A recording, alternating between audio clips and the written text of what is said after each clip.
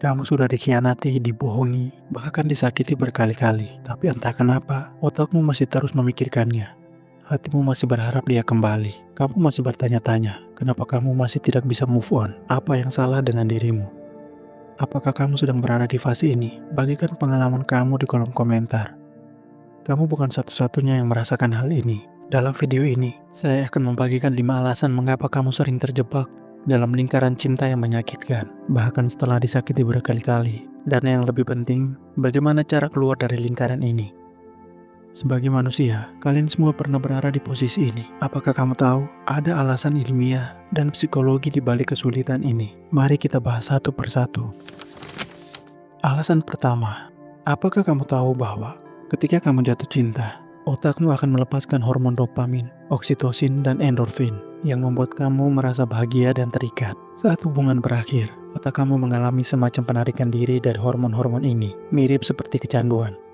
Itulah mengapa kamu bisa merasa sakit secara fisik ketika berpisah. Ada penelitian menunjukkan bahwa area otak yang aktif saat kamu mengalami patah hati adalah area yang sama saat ketika kamu mengalami rasa sakit fisik. Solusinya, lakukan aktivitas yang dapat meningkatkan produksi endorfin secara alami, seperti olahraga, meditasi, atau menghabiskan waktu dengan orang-orang yang kamu sayangi. Ini membantu otak menciptakan kebahagiaan tanpa bergantung pada mantan pasanganmu. Alasan kedua, pernahkah kamu menemukan dirimu hanya mengingat momen-momen indah dalam hubungan dan melupakan hal-hal yang menyakitkan? Ini adalah fenomena yang disebut dengan selective memory. Otakmu cenderung mengingat masa lalu yang indah dan melupakan bagian yang menyakitkan. Kamu mengingat liburan romantis, pesan-pesan manis, dan momen-momen bahagia, tapi melupakan tentang pertengkaran, ketidakjujuran, dan rasa sakit yang juga ada. Apa solusinya? Cobalah membuat daftar negatif. Catat semua hal buruk yang terjadi dalam hubunganmu. Semua cara dia menyakitimu. Baca daftar ini setiap kali kamu mulai merindukan mantan. Hal ini membantu memberikan perspektif yang lebih seimbang tentang hubungan tersebut. Alasan ketiga, kadang kamu tidak merindukan orangnya, tapi merindukan perasaan memiliki seseorang. Kamu takut sendirian, atau takut tidak akan menemukan orang lain yang lebih baik. Ketergantungan emosional terjadi ketika kamu menggantungkan validasi diri dan kebahagiaanmu pada orang lain. Ini membuat kamu tetap terikat pada hubungan yang tidak sehat, karena kamu merasa tidak bisa bahagia tanpanya. Solusinya, mulailah membangun hubungan yang sehat dengan diri sendiri. Temukan kebahagiaan dalam kesendirian. Kembangkan hobi dan minat yang membuat kamu merasa hidup. Ingatlah bahwa kamu adalah pribadi yang utuh bahkan tanpa pasangan. Alasan keempat, ada sebuah fenomena psikologis yang disebut sunk cost fallacy, atau kamu merasa sulit melepaskan sesuatu yang telah kamu investasikan banyak waktu dan emosi. Kamu merasa sudah menghabiskan 2 tahun atau lebih dalam hubungan ini. Masa kamu harus memulainya dari awal lagi? Pemikiran seperti ini sering membuat kamu tetap terikat pada masa lalu. Solusinya, ubah perspektifmu. Daripada melihatnya sebagai waktu yang terbuang, lihatlah sebagai pelajaran yang berharga. Setiap hubungan, baik ataupun buruk, mengajarkan kamu sesuatu tentang diri kamu sendiri dan apa yang kamu inginkan dari hubungan di masa depan.